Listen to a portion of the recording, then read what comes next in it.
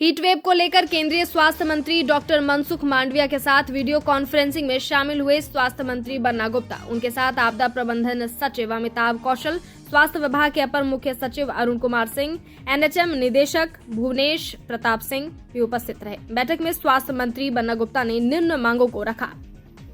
लू को राष्ट्रीय आपदा में सम्मिलित किया जाए। लू अथवा शीतलहर के कारण हुई मृत्यु का कारण को स्पष्ट करना आवश्यक है। भारत सरकार को इसके स्पष्ट मार्ग निर्देश उपलब्ध कराई जाए। आगजनी के प्रकार को परिभाषित करें कि प्राकृतिक आग अथवा मानव जनित है।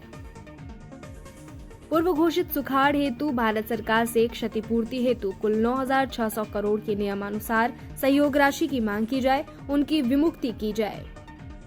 सभी जिलों में आपदा मित्र की स्वीकृति दी जाए। आपदा प्रबंधन द्वारा राज्यांश निर्गत करने की अवधि को अधिसीमा को बढ़ाकर 60 दिन किया जाए। पहले इसकी अवधि मात्र 15 दिन की थी। तूफान के साथ साथ जो है बाढ़ और ये चीजों को भी उसमें लाया जाता है। तो एक है जैसे फायर है, फायर में प्राकृतिक जनित फायर है कि मानव जनित फायर है, ये इसको एक्सप्लेन नहीं किया गया। वैसे ही ये हीट वेव की बात है, तो हीट वेव में मरने वाले लोगों को कैसे हम उनको पैसा देंगे, किस निधि से पैसा देंगे, भारत सरकार का जो पैसा है या स्टेट गवर्नमेंट का पैसा है उसको हम देने के लिए हम किस तरीके से ऑथराइज होंगे। और तीसरी बात है कि हमारे राज्य में अभी तक कोई एक भी ऐसा मामला प्रकाश में नहीं आया है कि जहां पर कोई भी एक ऐसी मृत्यु हुई है जिसको हम ये कह सकें कि ये जो है गर्मी के कारण, लू के कारण ये जो है मौत हुई है। तो मैं देख रहा था कि आपके पोर्टल में कुछ मीडिया के द्वारा जो है मीडिया रिपोर्ट दिखाई जा रही थी, तो मैं समझता हूँ मीडिया रिपोर्ट तो ये इसकी कोई ऑथेंटिक नहीं है, लेकिन हमने हमारे राज्य में पूरी तरीके से जांच किया तो एक भी ये नहीं पाया। लेकिन चूंकि भविष्य में, चूंकि मैं बहुत धन्यवाद देता हूँ मनसुख भाई को कि मनसुख भाई समय रहते हुए सारे कदम उठाने के लिए लगे रहते हैं, तो मैं आपसे ये निवेदन करूंगा कि ये बड़ी गहरी और गंभीर बात है कि आप किस मुद्रा से, किस आप राशि से इनको जो है सहायता करेंगे, पहला। फिर दूसरा, स्वास्थ्य में हम किस तरीके से उसको मृत्यु का कारण, इसमें कुछ भारत सरकार को गाइडलाइन बनानी चाहिए कि इन चीजों में मृत्यु होती है तो इसको हम शीतलहरी मानेंगे, इन चीजों को हम जो है लू में मानेंगे। तो ये कोई स्पष्ट गाइडलाइन होनी चाहिए। ये सारी चीजें जो है कहीं ना कहीं अदृश्य है कि उसके पीछे कोई बेसिक कॉज नहीं समझ में आता है।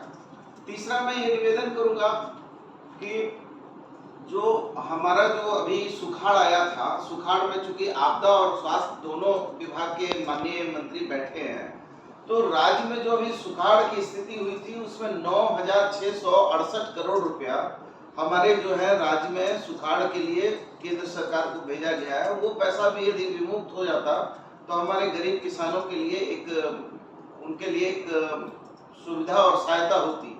इसी के साथ मेरा एक और आदरणीय नित्यानंद राय जी आपसे निवेदन होगा कि जो हमको वहां से पैसा आता है आपदा प्रबंधन का, वो पैसा में 75% होता है केंद्रांश, 25% होता है राज्यांश, तो 75 और 25 मिलाकर 100 होता है।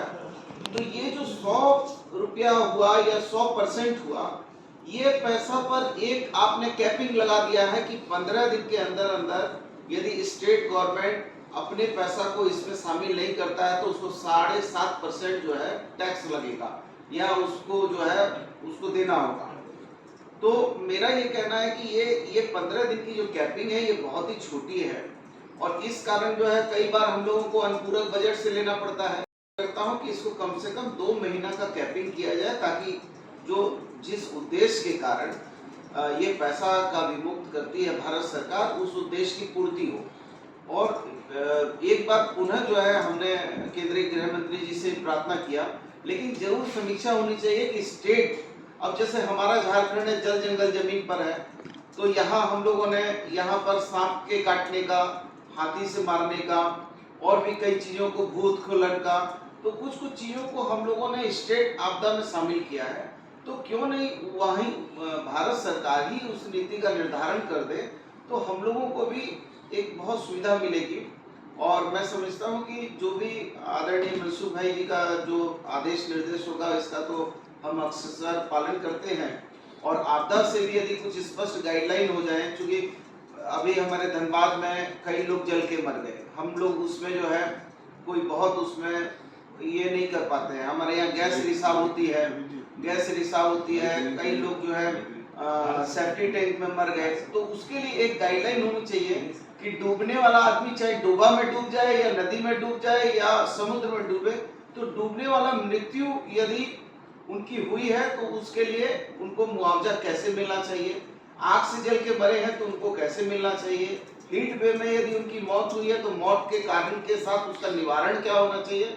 तो मैं समझता हूँ कि इन बिंदुओं पर हम लोग जो है, अभी हमारे झारखंड में भू रत्न गर्वा धरती हम कही जाती है, तो मेरा ये व्यक्तिगत मानना है कि भू रत्न गर्वा धरती है तो उसमें वज्रपात जो है एक बड़ी समस्या है।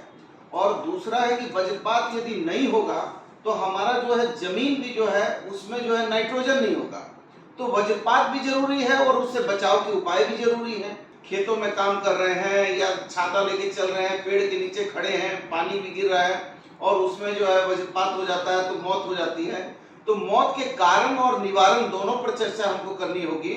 और हमको जो है इन सभी चीजों पर समय रहते हुए, जैसे आप समय रहते हुए हेल्थ का सारा चीज कर लेते हैं, वैसे ही मैं समझता हूँ कि आपदा भी यदि थोड़ा इस पर वर्कआउट करे और कुछ राज्य के हित में, राष्ट्र के हित में कुछ योजनाओं को इसमें शामिल करे, कुछ त्रासदी को शामिल करे, तो मैं समझता हूँ कि राज्य और राष्ट्र हित में ये अच्छी चीजें आएंगी, ऐसा मेरी। और जो चर्चा होगी और जो आपका आदेश निर्देश होगा उसका अच्छे से पालन करेंगे।